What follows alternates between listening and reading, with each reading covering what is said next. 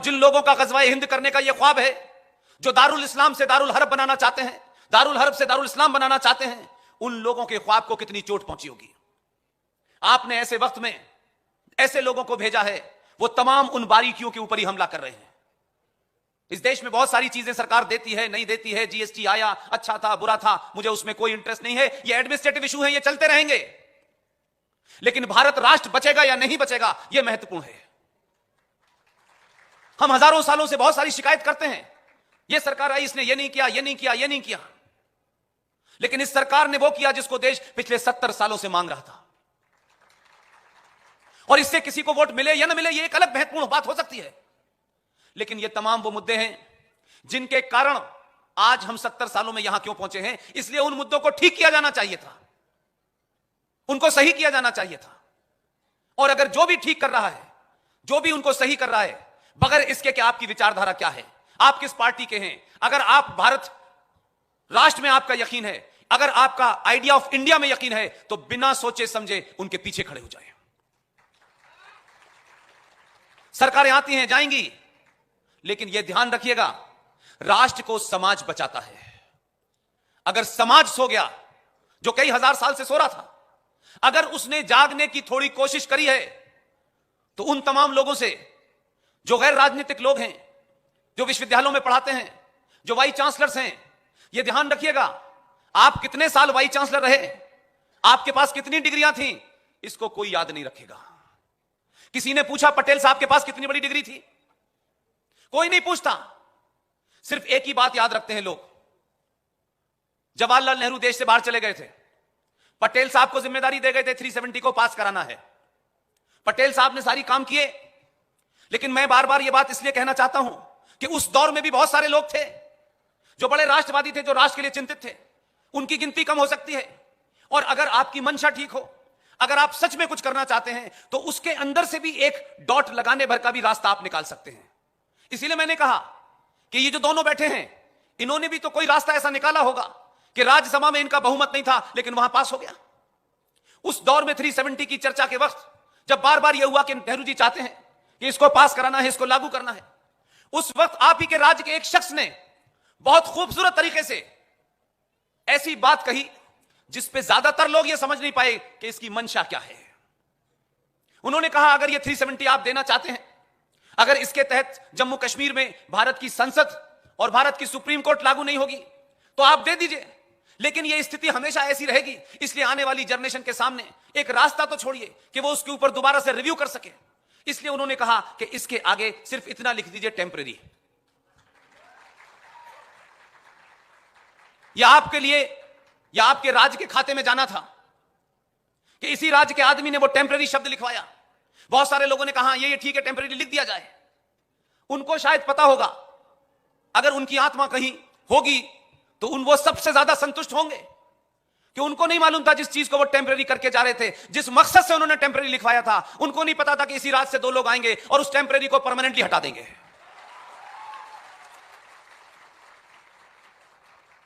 इसी तरीके से पीवी नरसिम्हा राव जो कांग्रेस के प्रधानमंत्री थे, मैंने कहा कि अगर किस पार्टी का है, किस पार्टी का नहीं है, अगर देश हित में कोई काम ऐसा करके चला गया है कि भले ही उसको छुपा दिया जाए, लेकिन समय जब जरूरत पड़े तो उसी कागज से आप पूरा का पूरा अपना एजेंडा पूरा कर सकते हैं। 24 फरवरी 1994 को भारत की पार्लियामेंट के अंदर एक ज्वाइंट सेशन हुआ। पीवी नरसिम्हा राव से प्रधानमंत्री थे और उन्होंने कहा, भारत और पाकिस्तान के बीच में जम्मू कश्मीर एक समस्या है। और थोड़ी देर रुकने के बाद जब उन्होंने प्रस्ताव की दूसरी लाइन पढ़ी तो आधे लोग सदमे में आ गए।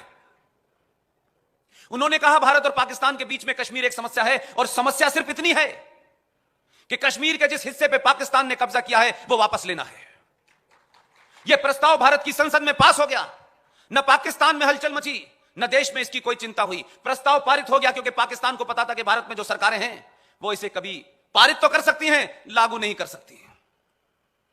इसी 370 की बहस के दरमियान जब आप लोगों ने लाइव डिबेट देखी होगी तो कश्मीर के एक मेंबर ऑफ पार्लियामेंट हैं, वो प्राइम मिनिस्टर ऑफिस में अटैच्ड हैं, पीछे से बहुत जोर से बोले और ज्वाइंट सेशन का जो प्रस्ताव था उसकी डेट और टाइम दिखाया उन्होंने और कहा कि ये जो भारत का गृह मंत्री 370 हटाने के बाद यह कहता है कि पाकिस्तान ऑक्युपाइड कश्मीर भी लेंगे और अक्साई चीन भी लेंगे। यह हम नहीं कह रहे, यह भारत की संसद पहले ही पास करके गई है। हम तो आपके पास किए हुए प्रस्ताव को आगे बढ़ा रहे हैं। सबकी बोलती बंद हो गई, उनको पता नहीं चला कि यह क्या हो गया। लिहाजा आधे से ज्यादा लोग जो अपना होमवर्क नहीं करते वो ऐसे ही लड़खड़ाते हैं। सीएए के ऊपर इतना ही आपको करना है कि जो राष्ट्र विरोधी ताकतें हैं वो पूरी ताकत के साथ देश तोड़ने पर खड़ी हुई हैं। उन्होंने अपना एजेंडा एक्सपोज कर दिया है, उनके चेहरे से नकाब हट गया है, चाहे वो मुंबई हो, चाहे वो आसाम हो। आपको सिर्फ इतना ही करना है कि इस दौर में राजकोट हो, गुजरात हो, आसाम हो, कन्याकुमारी हो, देश का हर शहर हो, अगर कुछ लोग कुर्सी डाल करके बैठ गए हैं दिल्ली में और सरकार को झुकाना चाहते हैं, वो सरकार को नहीं झुकाना चाहते, वो इस देश को झुकाना चाहते हैं। आपकी जिम्मेदारी है कि आप उनसे दुगनी ताकत में शांतिप्रिय मार्च निकालने के लिए देश की सड़कों के सामने बाहर आएं और बताएं कि यह जो फैसला लिया गया है यह किसी पार्टी का नहीं है, यह किसी विचारधारा का नहीं है, यह भारत की पार्लियामेंट में मेजॉरिटी से लिया गया है। अगर इसको जो चैलेंज करेगा उसके खिलाफ हम सड़कों पर निकल सकते हैं। आप सनातन संस्कृति को मानने वाले लोग हैं, आपको ना पत्थर उठाना है ना AK-47 चलानी है। सिर्फ आपको, जो आप अपोलोजिस्टिक थे अपनी पहचान के लिए, सिर्फ आपको सनातनी हो जाना है। अभी तो आप 1% सनातनी हुए हैं कि पूरे देश में बौखलाहट है, पूरी दुनिया में इस बात की चिंता होने लगी है कि भारत दोबारा से वही विश्व गुरु बनने जा रहा है जहां से चला था। इस डर के कारण वो तमाम सारी ताकतें आप उस तरफ न जाएं, आपको उलझा दिया जाए, आप देश के अंदर ऐसे टकराव पैदा कर दिए जाएं जिसके चलते आपका जो रास्ता था वो वहां चला जाए। CAA और इसके बाद NRC और जो भी है, uniform civil code, population control, ये सब सरकार करने जा रही है, ध्यान रखिएगा। इसके कारण चिंता है कि हम भारत की डेमोक्रेसी बदल करके लोकतंत्र के माध्यम से हम वोट ले सकते हैं। मैं उनसे कहता हूं, यह हमारी संस्कृति है, यह हमारे संस्कार हैं कि हम APJ अब्दुल कलाम पैदा करते हैं और तुम याकूब मेनन पैदा करते हो, तुम अफजल गुरु पैदा करते हो। लिहाजा हम अपनी संस्कृति से पीछे नहीं हटेंगे, लेकिन इसके माध्यम से किसी के सामने झुकेंगे नहीं। जिसको भी भारत में रहना है, भारत के संविधान को मानना पड़ेगा, भारत की संसद को मानना पड़ेगा, भारत की न्यायपालिका को मानना पड़ेगा। और अगर जिसको ऐतराज है, बिना बताए जब जहां जाना चाहे जा सकता है, कोई कंफ्यूजन नहीं है। हम अपनी पहचान तुम्हारे लिए बदलते बदलते हमने अपने आप को मिटा दिया, लेकिन हम 70 सालों में कहां चले थे, कहां पहुंच गए। और आपका प्रधानमंत्री, उस बात के लिए भी मैं उस आदमी को धन्यवाद देता हूं। हम छोटे छोटे से लोग हैं, हमारी समाज में बहुत छोटी सी भूमिका है, हमें हजारों लोग क्या, हमें 200 लोग नहीं जानते होंगे, तब भी हम बड़े चिंतित रहते हैं कि लोग क्या कहेंगे। यह देश का पहला प्रधानमंत्री है जिसने अपनी पहचान को नहीं छुपाया। उसने कहा जो मेरी पहचान है, आपको अच्छी लगे या ना लगे, मैं टोपी नहीं लगाऊंगा। उसने कहा मैं रोजा अफ्तार नहीं दूंगा, मेरी पहचान नहीं है। वो प्रधानमंत्री होकर के भी केदारनाथ में भी पूजा करता नजर आता है और वो नेपाल में भी नजर आता है। जिनको मानना है माने, जिनको नहीं मानना चले जाएं। 2 बार मेरे पास पर्ची आई है, एक बार 10 मिनट की और दूसरी बार थैंक यू वेरी मच करने की। मैं ऐसी किसी भी सभा में जो डेकोरम है, जो आपके ऑर्गेनाइजर हैं, उनकी जो उन्होंने व्यवस्था की है, मैं उसका कहीं उल्लंघन नहीं करना चाहता। लेकिन इस मौके का सिर्फ यही फायदा लेना चाहता हूं कि 1947 में जिस गफलत में देश आ गया था, यह मिलीजुली संस्कृति है, यह गंगा जमुना तहजीब है, यह हिंदू मुस्लिम भाई भाई है। ऐसे किसी फ्रॉड में मत फंसिएगा। जिसको बदलना है बदले।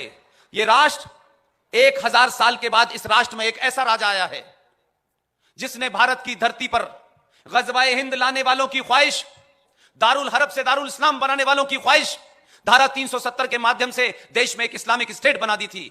डर इस बात का है कि उस आदमी ने भारत की धरती पर इस्लामिक स्टेट को कुचल दिया है, इसलिए चिंता है। आप लोगों ने मेरी बात सुनी, इतने बड़े बड़े लोगों के स्टेज पर मुझे बैठने की जगह दी, इतने बड़े लोगों के सामने मुझे बोलने के लिए आपने टाइम दिया। इस सब के लिए आपका बहुत बहुत धन्यवाद। Thank you very much.